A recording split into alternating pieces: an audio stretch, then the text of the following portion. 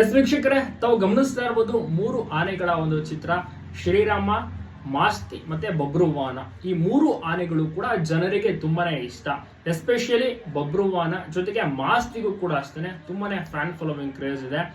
ಕನ್ನಡವನ್ನ ಅಚ್ಚುಕಟ್ಟಾಗಿ ಕೇಳ್ತಾನೆ ನಮ್ಮ ಮಾಸ್ತಿ. ಇನ್ನ ಶ್ರೀರಾಮ ಬಗ್ಗೆ ಹೇಳ್ಬೇಕು ಅಂದ್ರೆ ಇತ್ತೀಚಿನ ಕಾರ್ಯಾಚರಣೆಯಲ್ಲೂ ಕೂಡ ನಮ್ಮ ಬೆಕ್ಕೋಡು ಭಾಗಕ್ಕೂ ಕೂಡ ಬಂದಿದ್ದ. ತುಂಬಾ ಚೆನ್ನಾಗಿ ಕಾರ್ಯಾಚರಣೆಯಲ್ಲಿ ಭಾಗಿಯಾದ.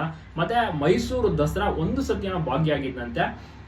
ಹೀಗಾಗಿ ಈ ಒಂದು ಆನೆ ಫ್ಯೂಚರ್ ನಲ್ಲಿಯೂ ಕೂಡ ಈ ರೀತಿ ದಸರಾ ಆಗಿರ್ಬೋದು ಕಾರ್ಯಾಚರಣೆಗಳಲ್ಲಿ ಬಳಸ್ಕೊಳ್ಳುವಂತಾಗ್ಬೇಕು. ಜನರಿಗೆ ಒಂದು ಆಸೆ ಇದೆ, ಬಬ್ರುವಾಹನ ಕೂಡ ಕಾರ್ಯಾಚರಣೆಗೆ ಬರಬೇಕು, ದಸರಾಗೆ ಬರಬೇಕು. ಇನ್ನ ಮಾಸ್ತಿ ಕೂಡ ಅಷ್ಟೇ, ಆತನಿಗೂ ಕೂಡ ಟ್ರೈನಿಂಗ್ ಅನ್ನ ಕೊಡ್ತಾ ಇದ್ದಾರೆ.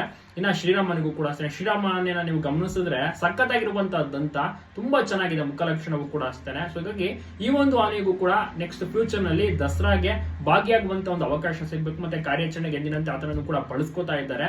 ಸೊ ಹೀಗಾಗಿ ಹೆಚ್ಚು ಅವಕಾಶಗಳು ಈ ಒಂದು ಮೂರು ಆನೆಗಳು ಕೂಡ ಸಿಕ್ಕಿ ಇನ್ನಷ್ಟು ಪ್ರಖ್ಯಾತಿ ಮತ್ತೆ